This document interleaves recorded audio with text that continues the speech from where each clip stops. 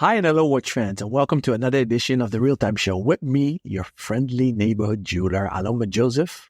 I am in the virtual studio together with my dear friend, Erik van Leeuwen. Welcome, Erik. Thank you, Alan. Nice to be here on the show. Thank you for having me as the first to have the honor to break the news that you are going to launch a horlogerie watch branded Dutch watch brand called Maas Watches. You're welcome. I had to twist your arm a little bit because you are a great guy, modest guy, and you are on an amazing journey. And I twisted your arm to make this at least a 3-part series, the making of a watch brand, a high-end watch brand. We might do 4 chapters. This is the first chapter where we treat this as an intro to who you are, why you've decided to do a 180 on your career to become a watchmaker, and not just a watchmaker, but really putting the bar very high. And you are an apprentice to Habring in Austria. So chapter 2 will be you actually being 1 month there again, working alongside the couple Habring, because don't make the mistake by just saying Mr. Habring. The Habring square means it's a couple, right? Yes. Maria and Richard. And Richard Habring. So that's chapter 2.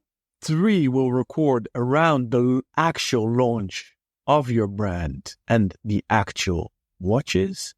And hopefully I will persuade you to do a final chapter after you're up and running to guide us through your journey, how it has been. For our dear listeners, there's not much to see about the upcoming watches on Erik's website, but make sure to bookmark maaswatchmaker.com, maaswatchmaker.com. And I already love everything about it, and I've heard a lot of stories, and I've known Erik for some years now. We met through Red Bar Crew Amsterdam, so we've spent quite some time together, and there's only one thing I have critique on, and that's the name. Me, as a born and raised Amsterdam citizen, we have the Amstel River, but because he's from South Holland, the Maas River is spelled M-A-A-S in modern Dutch. The French name of the river is Meuse, M-E-U-S-E. So it's a long river running through Holland, but it doesn't reach Amsterdam. So we in Amsterdam neglect that river. But you've chosen for the old spelling. Please take the mic and I'll shut up, Erik. Well, basically the main reason I chose for the old spelling is, first of all, there are other products available with the same name, with the new name, the M-A-A-S. And second of all, Maas with an E in Dutch, at least if you write it, it looks more elaborate than just M-A-A-S. So it's more of a marketing gimmick than anything else.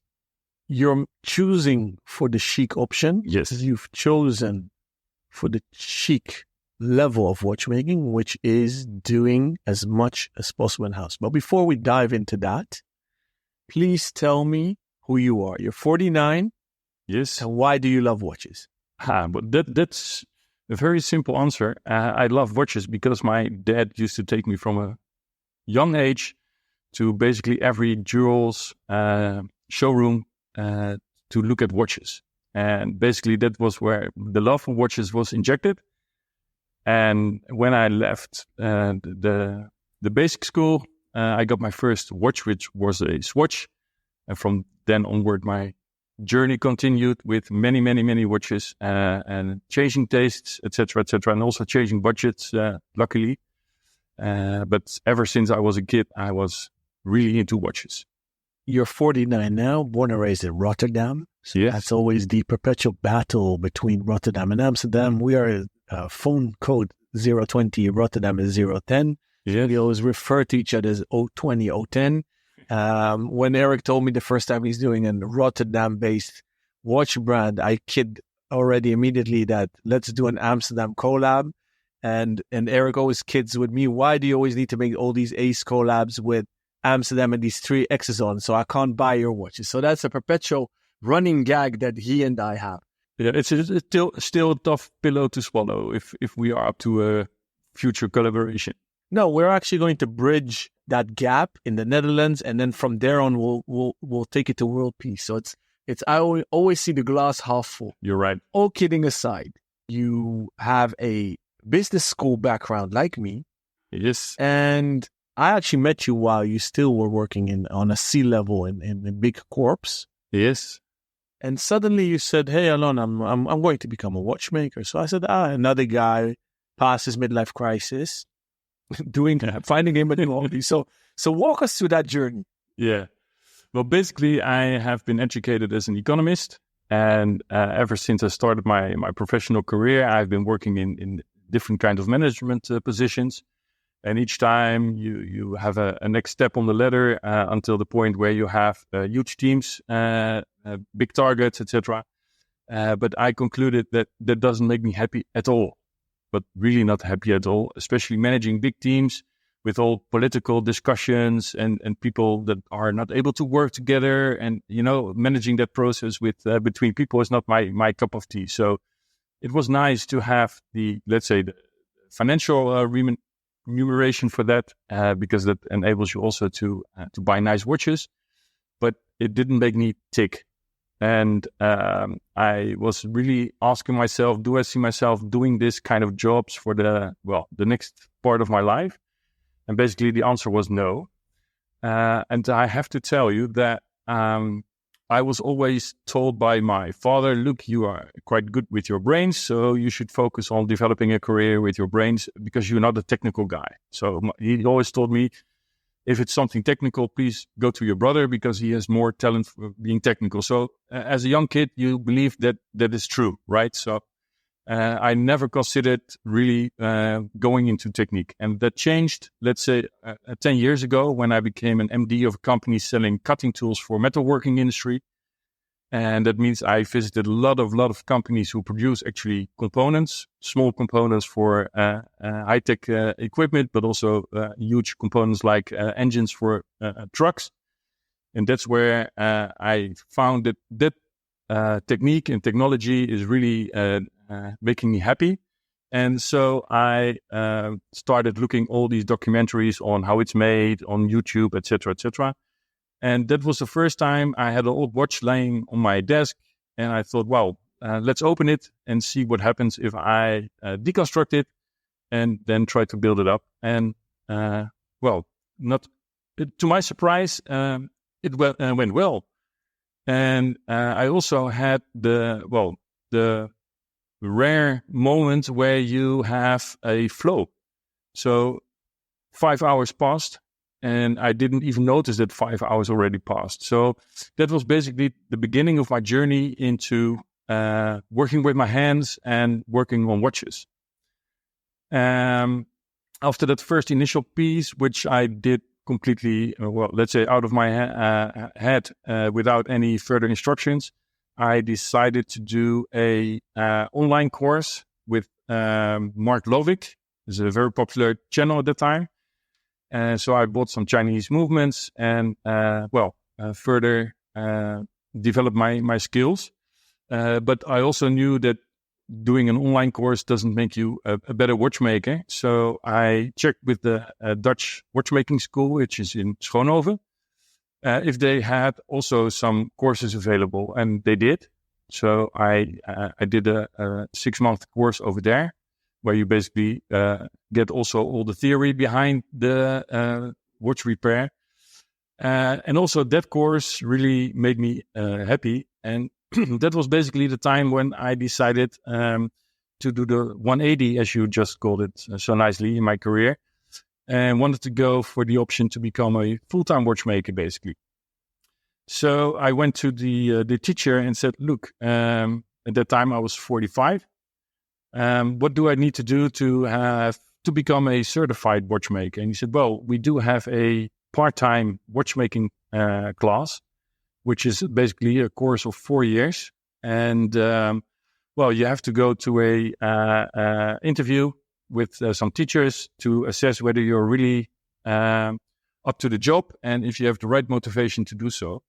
So I subscribed to the course, and well, the school is good for teaching, but in terms of process management, they have some room for improvement.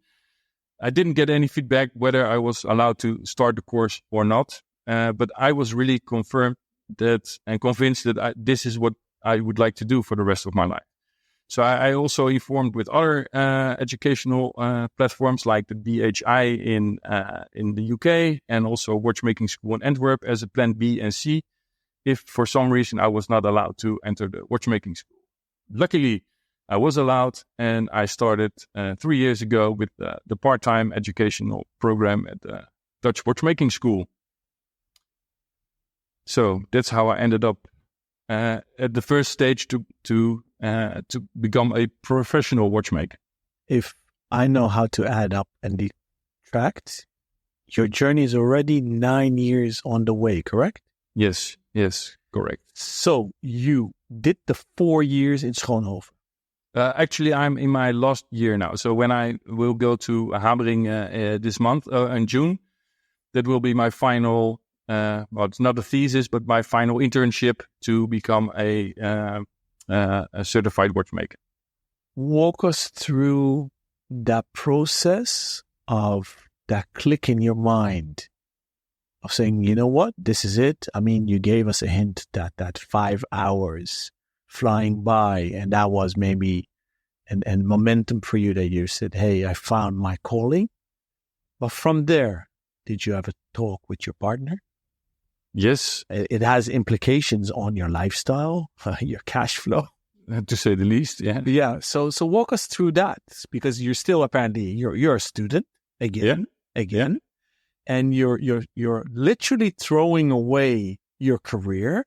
I don't mean it in a negative sense, but that 180 means a radical turnaround. Yes. And that also has implications because you're going from C-level income to entrepreneur. Yes. Starting at zero. And I don't know if I'm allowed to say it, but you went deep because you literally sold off your whole private collection of watches as well to buy machinery, didn't you? Yes, I did. Yeah. And so that's hardcore. It is hardcore. And although it was for a good cause, so of course it did hurt a little to sell some of the pieces I had. But on the other hand, it was for the good purpose. But the other thing is, of course, that we have 2 children, my wife and I, and both are studying at the university, which is quite an expensive phase in your life. I mean, people tend to think that babies and children are cheap, but I can tell you that students are more expensive. So we had long discussions about this, but also my wife is really up to personal development. That's basically what her profession is, taking care of personal development of teams and people. And she said, look, if this does make you happy, it's all for the good for our family and for yourself, obviously. So go ahead, please. But do make sure that it will become a success. So that's the pressure that I have on my shoulder. But we have both the convince that if you do what you like and you do it well, the earnings will come one way or another. But indeed, I can tell you it was not an easy decision to make this call. First of all, I salute your wife. I bless her because that's a true partner and wife.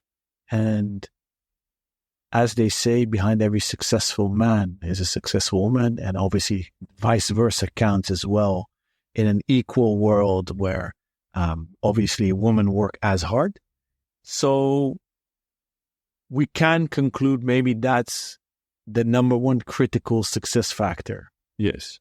And I would also like to add that we also had a discussion with both of my sons, because we said, look, we guarantee you that we will pay your studies at university. But if for some reason you have the ambition to find a house or whatever, it will be up to your own finance situation and not ours because of the choices I made. So we will guarantee that they will finalize their studies and become graduated.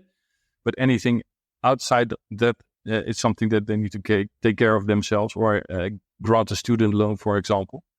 But also they were really positive because they actually saw the impact of the choices I made on my well-being. So I dare to say that I'm a nicer guy than a couple of years ago.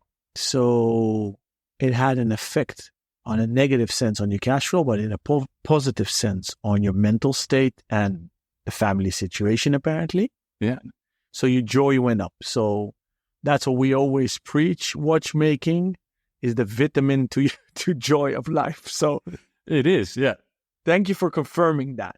That's lovely to hear. But I actually did not know this story because you're great parents that you even factor in your children's education, because most parents say 18, good luck and go figure out yourself. But it does have implications for them as well. Did they, well, it's a rhetorical question, but wholeheartedly supported you as parents, because it's a decision you make together?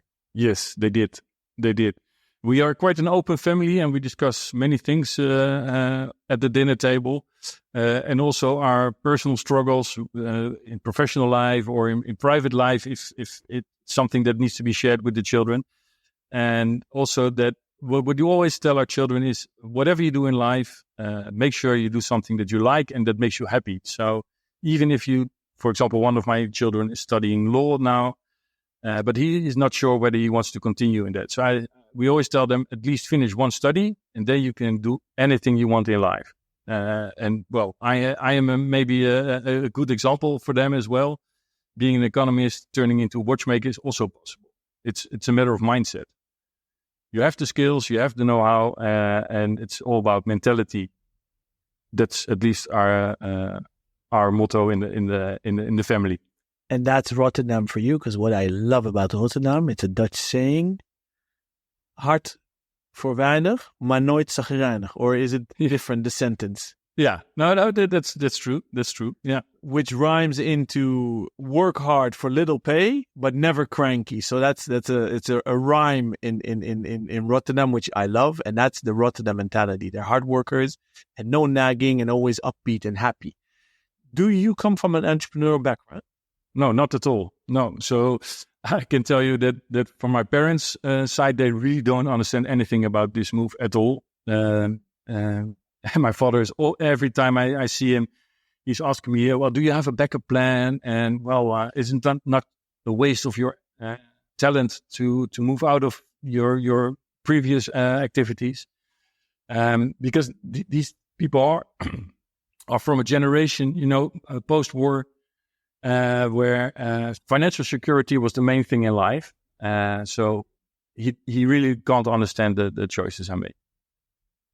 Did you aspire to be an entrepreneur, or is this a necessity because you want to create your own brand? You don't just want to be a watchmaker, because for our listeners that maybe are not that familiar, the journey for watchmakers is usually you go into school, you either learn how to work on clocks or pocket watches, go smaller, yes, into complications. You need to know how to repair watches, or at least disassemble and assemble them again. You have a restaurateur, so that you literally restore either clocks, pocket watches, or wristwatches.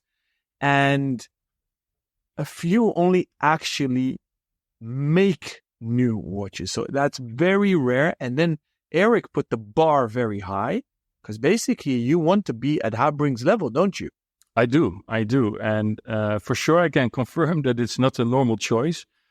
I can elaborate on that later on, but all of my fellow students, being it full-time or part-time, they all are being trained to become a watchmaker and then move to a jeweler company to do maintenance and repair. And I figured it out after the first year, and I asked myself, do I see myself maybe I insult some people, but that's for sure not the purpose.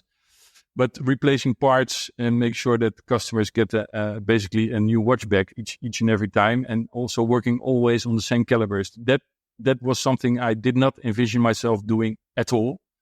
So I knew already from the first year that the final part of the studies would be an internship, and the internship, 99% is doing an internship at one of your competitors or colleagues. How do you call it? Schap and Citroen is the major one, getting all the students from our watchmaking school. But since I knew that I needed to do an internship at the end of the study, I started looking for, let's say, different road. And I got to know Habring through a podcast a couple of years ago from Hodinky, where they interviewed the couple, and I was really stuck into their philosophy. They seemed really nice people to me at the time, just only from the podcast. And I'm a guy that doesn't always take the easy road. So I decided after that podcast to reach out to them and said, look, I'm a first year student at the watchmaking school. I'm 45 now. And basically, is it possible to do an internship with you? And I was thinking about an internship after 3 years of my study. And they immediately replied to me, yes, of course, you can come. And when can you come? If it's up to us, you can come this year already. So I was the first student to do a small internship in the first year of his studies already with Habring. And that was really the moment where I decided this is what I want to do. I make parts, be really involved from A to Z in the watchmaking, and not just replacing parts or disassembling and assembling. And that's where the next click in my mind started to decide to become a entrepreneur and to create my own watch. A lot to unpack there. An intermezzo. For our dear listeners that might not know who Maria Richard Habring are, please check out HABRING number2.com. So habring2.com. For me, Richard is a living legend. I am crazy about rattrapante movements. In the 90s, he was the guy that developed the rattrapante for IWC. That's how he came on my radar, I believe, 3 decades ago. That patent expired. Today, he uses that technique plus many, many, many more for their own watch brand. So I'm subjective. When Eric told me he's an apprentice to them, that already indicated to me how legendary Eric already is and how legendary his watch is going to be. Can we do another scoop in this episode already, Eric? I'm asking this to your permission to say what calibers your future watches will contain. Please do share. Another scoop for you, dear listeners. Mass watches will have Habring calibers in his own watches. And if I'm not mistaken, besides Habring, there are only 2 other brands in the world that are allowed to use his calibers. Am I right? I know one of them for sure, which is Benzinger. Yes, Benzinger, and I thought, you're actually the second. So there are only 3 brands in total. Yes. Yeah, so that's very rare. Now, you're being very modest. You messaged them and they said you can come for an internship, but I guess they get flooded by requests. Why did they let you come? Honestly, I don't have a clue. I think my motivation, because I was really motivated to do that. And I think also knowing them quite well now, because I've been there 2 times already, is that they also like my story. Like a guy that comes from professional services industries and then decided to become a watchmaker at that age, which by some people is regarded as a late turn, is something that they also like, because they're also really modest people, but people who make choices in their life. So they do not have the watch brand, for example, to become rich. So they don't do the game of high exclusivity, whatever. If you order a piece, you can get a piece, right? So we have a personal click as well. We are more or less the same kind of character. And I think that's also something that helped in creating the relationship we have today. So you've done 2 internships. You're going soon, in a few months. Again, we'll record an episode while you're there. You were so kind to fulfill my request. So that is going to be interesting. So I'll park all my questions about Habring right now for that next episode. So going back to the fact that you made the decision with your family, and then what? What did you do? What was the next step? Did you think of a name? Did you first design a watch? Did you have the design for the watch in your head, etc.? Please walk us through that whole process. Yeah, so the name was something that popped up, let's say, end of last year, because I am born and raised in Rotterdam. I'm proud to be a Rotterdammer, as we call it in Dutch. As a matter of fact, I have even the flow of the Maas River tattooed on my arm. It's a sort of strange chauvinism. So it became clear that once I have my own brand, it needs to have a link to the city I'm from. So that was why I choose Maas as the name of the brand. And on my homepage, you also see a picture of the Maas River. And then from there onwards, I started to think about, okay, if I will put out my own watch, what can I add to what is already there? Because there's hundreds and thousands of watches and independent watchmakers. But I chose to do something that I personally really like, which is, for example, finishing. For me, what is a distinguish between a nice watch and a very beautiful watch is the finishing of the movement. So I decided if I want to bring my own watch to the market, it needs to be a hand finished movement. And then comes the next challenge, because hand finishing is not something you learn at the watchmaking school, at least not in the Netherlands. I know that in Switzerland and France, they do educate that, but not in the Netherlands. So that was the time I decided to reach out to Philippe Narbel. And he is known in Switzerland for his hand finishing techniques, and he is organizing workshops to learn actually beveling by hand, for example. And so last year I went for 2 weeks to Switzerland to do a course on hand beveling. And that's also nice, because that course was also attended by many people from around the world who wanted to learn this technique. And then you also discuss a lot during a beer and a barbecue with other watchmakers, also independents. And that also brings you new ideas to what do you want to add to your watch brand, and what is something you can do by yourself, for example, or what you have to outsource. And to be honest, one of the things I like as well about this world is that all watchmakers are really nice and open people, and are sharing information without any hesitation, because we do not see each other as competitors, but as fellow watchmakers. And that means that if I have questions or about tooling or equipment, for example, I can reach out to any of the participants of that workshop, and they will provide me with the right information. So, and that means that it is a natural process, to be honest, to develop your ideas into what finally will become the first watch. Do you have now the final design of both your caliber and watch ready, or is it still work in progress? And when do you aim to launch? It is work in process. I'm working a lot now on different types of dials to check what is the type of dial that will fit my watch. It will become a dress watch, because I like thin watches with a classic appearance. And also the Habring caliber that I will use is a very thin movement, so it also calls for a thin case. So I'm working on several kind of dial types, and I'm designing my own case at this moment. Actually, I will assemble the dials, the movements I have ordered from Habring myself during my internship.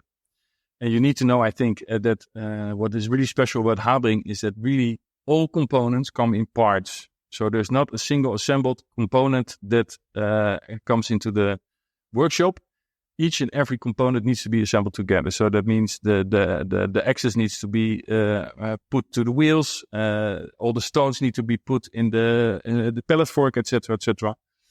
Which is a very tricky job, and that's what I will be doing during my last internship. So that means that after the internship, I will have my first batch of movements ready, and that gives me some pressure to make sure that I also will have my cases and dials ready after summer. So my aim is to launch my first, let's say, prototype at the end of this year. I am again not objective. I have not seen anything. I'm a huge fan of Eric's, hence he's on the show.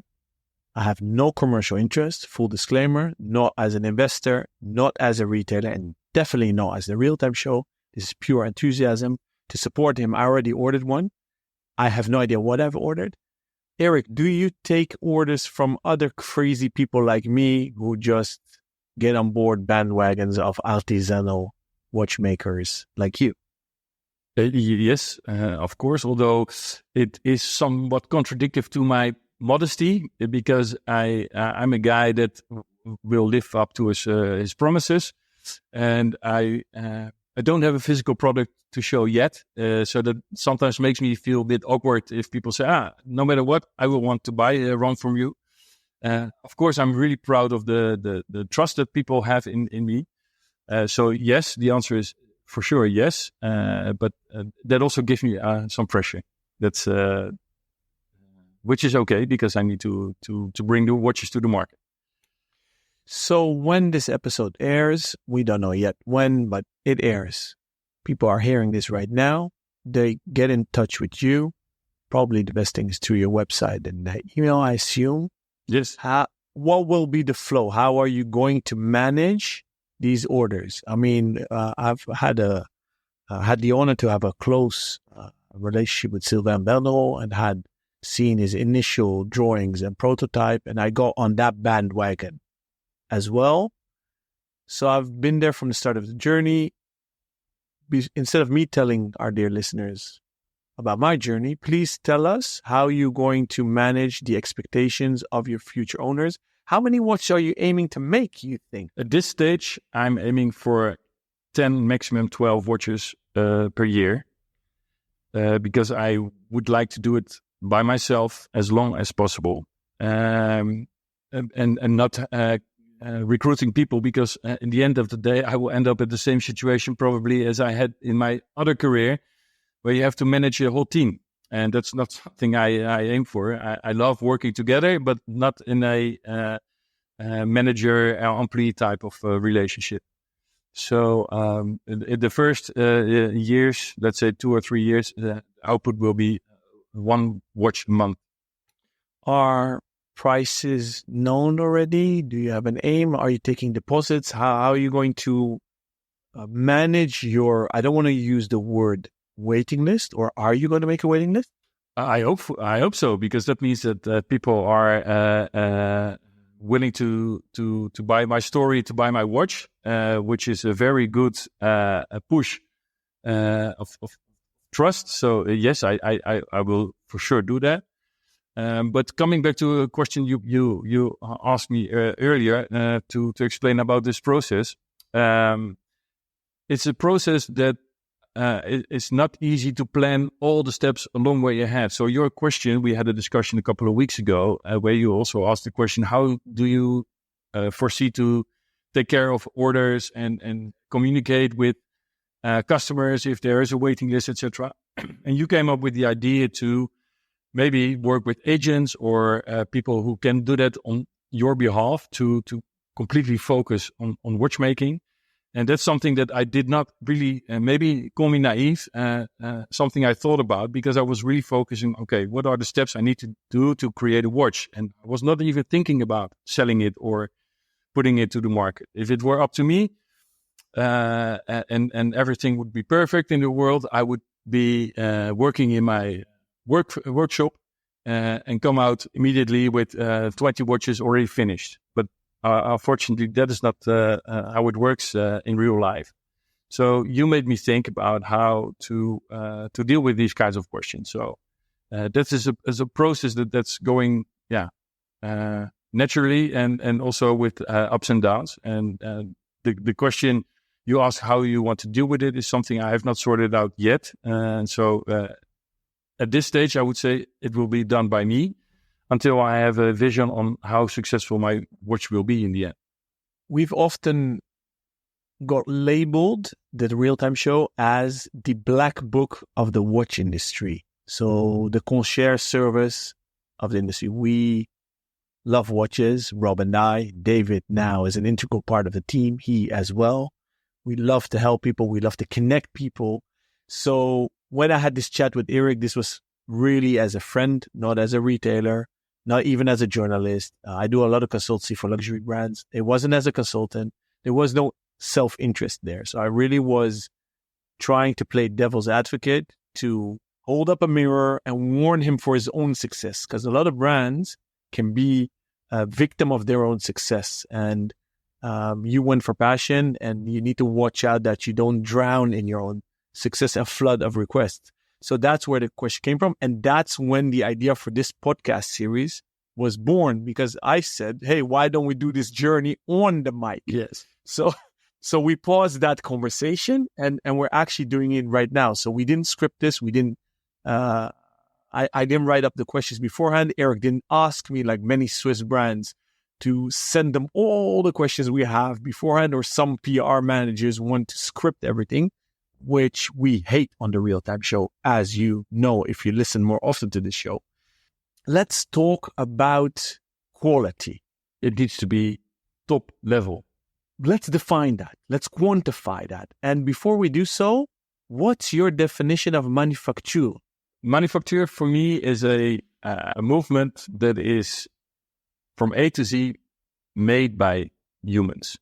Of course, we can discuss in-house or having it outsourced partly, but what Habring does to me is really manufacture. It's its own caliber that will be assembled from A to Z by hand, and each and every movement is adjusted by hand according to chronometer specs, and the quality, if you look at it with a loop, is immaculate. So that means that each and every bevel needs to be 100% shining and symmetric. All other finishing techniques that I envision to do on the movement needs to be absolutely perfect. That's and also, for example, the dials. I told you I'm working on a couple of dials as a prototype.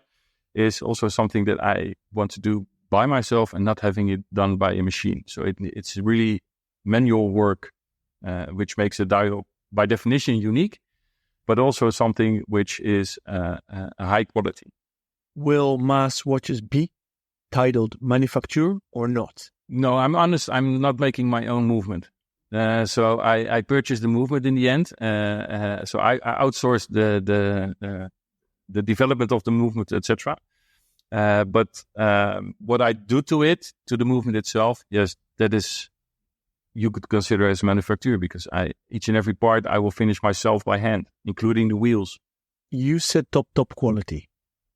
Can you define what is top for you? Top is that the watch is really accurate in the end, because after all, it is a timepiece to measure time. So I know Richard and Maria are not working with chronometer as a certificate that is granted by the Swiss authorities, but each and every they have done some let's say movements that they have tested, and they all are up to chronometer standard, and sometimes even better. It's a matter of, I would say, proudness and some annoyance with the Swiss watch industry that they do not want to have the chronometer certified label on their movements.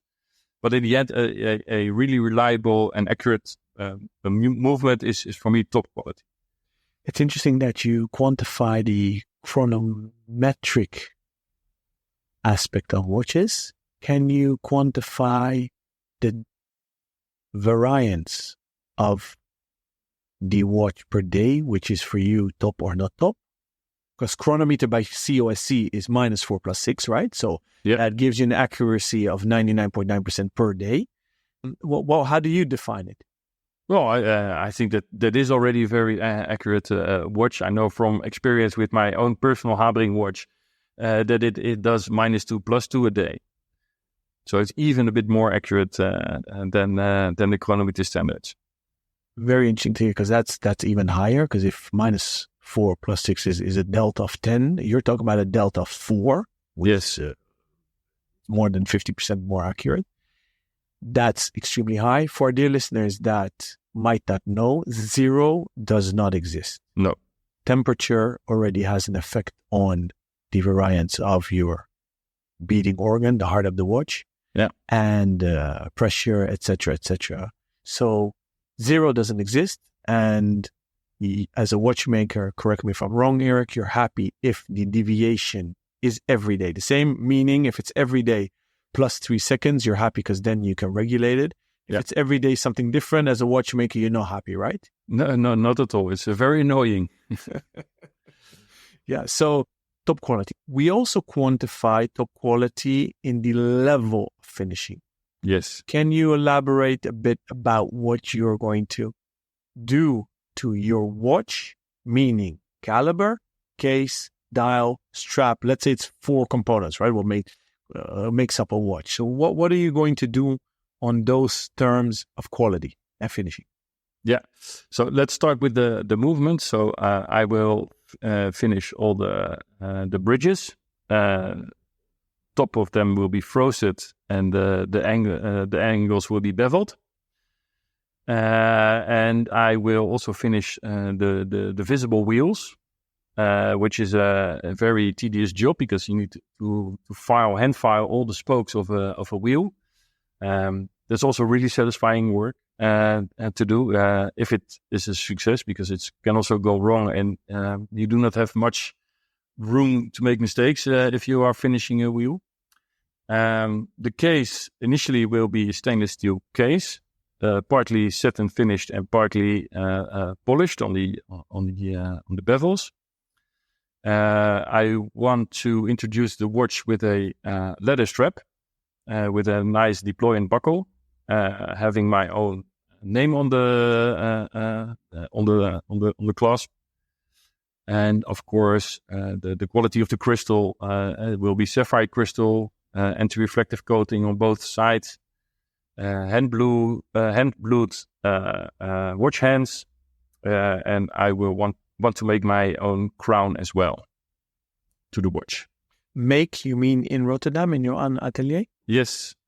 I have 2 ateliers. I have one clean one to do repair and assembly, and I have let's call it a dirty one, where all the machines are that I need to do to make parts and to do all the test drives I do with my sandblasting and beveling and everything that makes sure that your workshop gets dirty.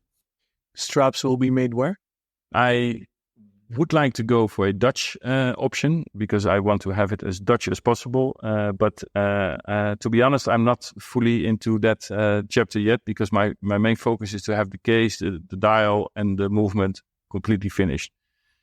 In the end, a good strap is the finish of a watch, to my mind. So like the rims on a car, they can make or break the watch.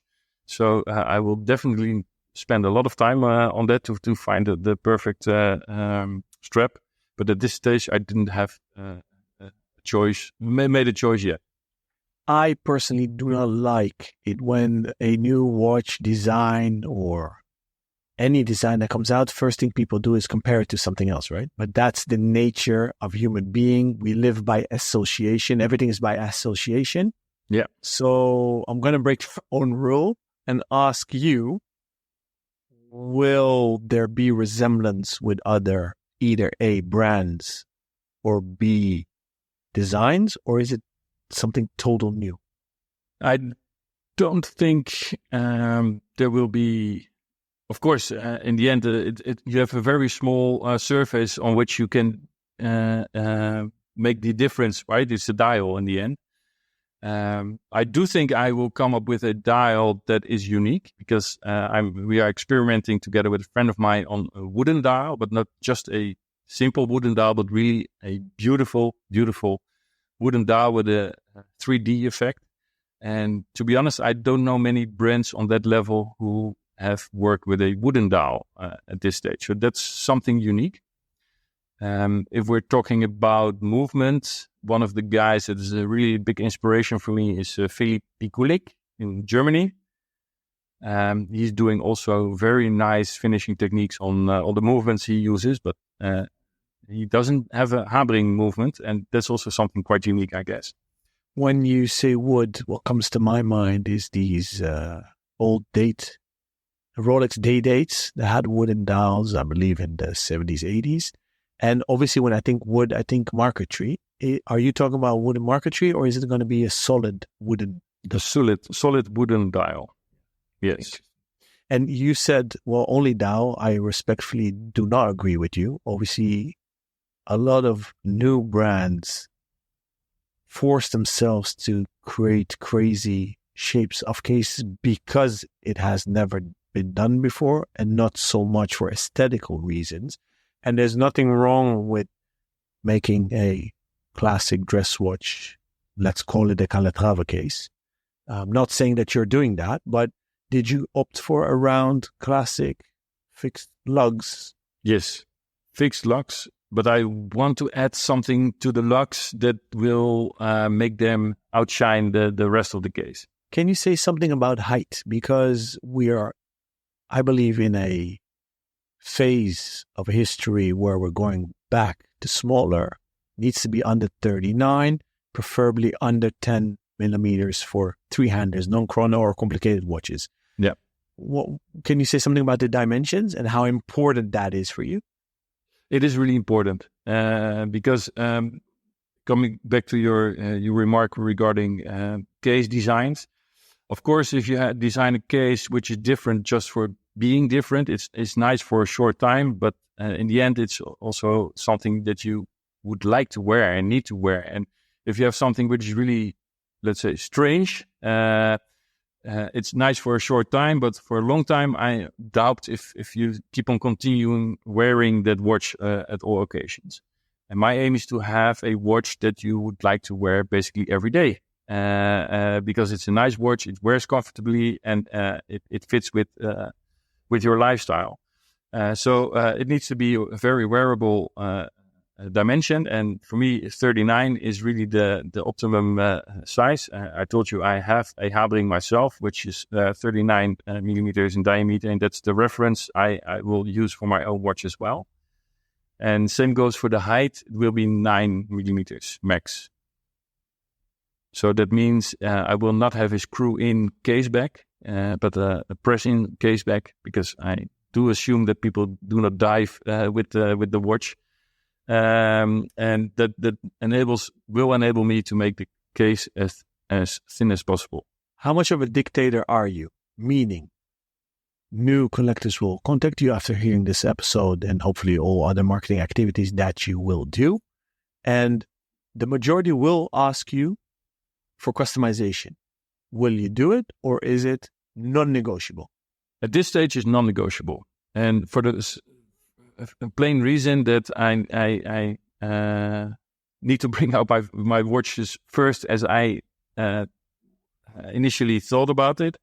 And if I already start from day one with personalization, I will get distracted from my view, and that's not. That will not help in creating the watches. That doesn't mean that it will not be possible at all in the future, but at this stage, no. A lot of new brand makers, owners, watchmakers, crowd finance basically the production. Think of Kickstarter or pre-sell them. You did not do that. Why? I think because of my modesty, and I don't because I don't want to put too much pressure on my shoulders at this stage, and maybe it's also a lack of confidence, which is maybe not smart to say. But if I look at what other watchmakers are doing, I think, okay, my God, why did I step into this journey? Because there are so many brilliant watchmakers out there, and I'm not even on that level at all. So that's also because I met just a nice sidestep. I met a guy, Jack, and he was also doing the workshop in Switzerland, the finishing, and he already had 10 watches sold without having even a prototype. So I asked the guy, look, how did you finance this? I said, oh, well, very easy. I had some screenshots and people and mock-ups, and people said, okay, I want to have your watch. And I thought, okay, what did you ask then as a prepayment? Well, 20K. 20K, didn't even have a watch? Yeah, but people trust me in that what I will bring out is really the best you can get. And basically, I needed, he told me, that funding to invest in the machines, etc., etc. I have. Well, that confidence I did not have at that time, so that's why I didn't ask it yet. But also after the talks I had with you, I also see that it's something that is needed if you want to make the steps that are necessary to, in the end, bring out your watch. Because the investments you need to do is, well, I think Martin also from Sherpa can relate to that. These investments are really huge. And I want to keep banks out of the game as long as possible. So after selling the watch collection I had, maybe indeed it is a good idea to ask for a prepayment and use the trust that people put in me to make it a success. I beg to differ, actually, because, and you said several things. So I beg to differ on the topic of that you are maybe not confident enough. It's the opposite. I see the glass half full. You are so confident in what you're doing, and you set everything, literally everything, to make it happen. And that's why I got on board, because I believe in you.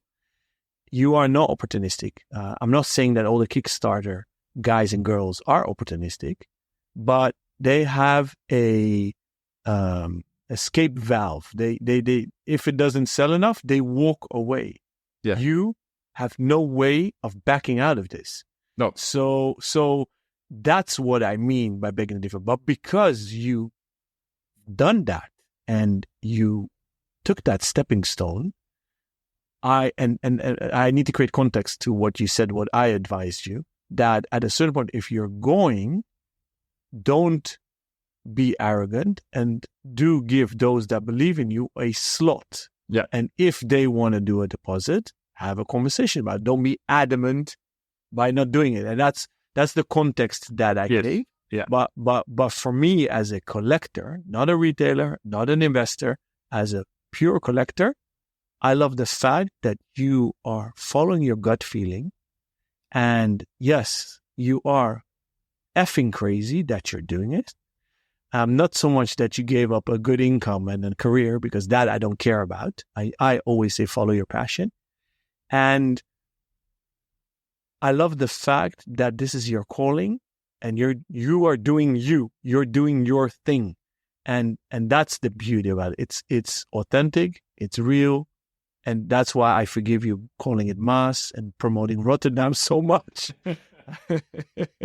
And that's why I wanted you on the show, because I actually not only admire you, I never use the word jealous because I don't know that emotion, but I am not talented, and I'm not a watchmaker. I'm not a creator. So I wish I was. And my brother and I actually already for over 40 years dream of doing our own watch brand, and maybe one day we will. But that's why I admire you. That's why I salute you. That's why I wanted you on the show and to give you a podium. And obviously, I want to underwrite that the Real Time Show is the black book of the industry, and we are at the pulse of the industry, and we know how to pick the gems. So I have a zillion more questions for you, but we're nearing the 1 hour. I think this is a good moment, maybe not to stop, but to take a break and continue this in a few more months when you are in Austria. Yes. Doing your 1 month final apprenticeship at the Habrings, multiple but not singular. Until that time, our listeners can check your website. Is there also an Instagram handle available already, Eric, that I should share?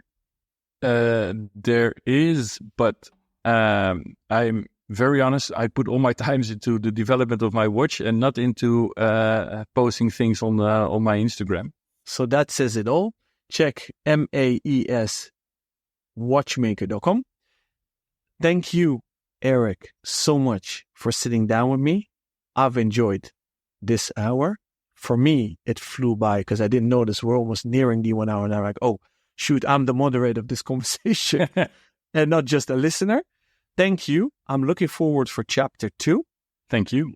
And to you, our dear listener, thank you for taking the time to listen to this episode. You can find all our previous episodes on our official website, www.therealtime.show.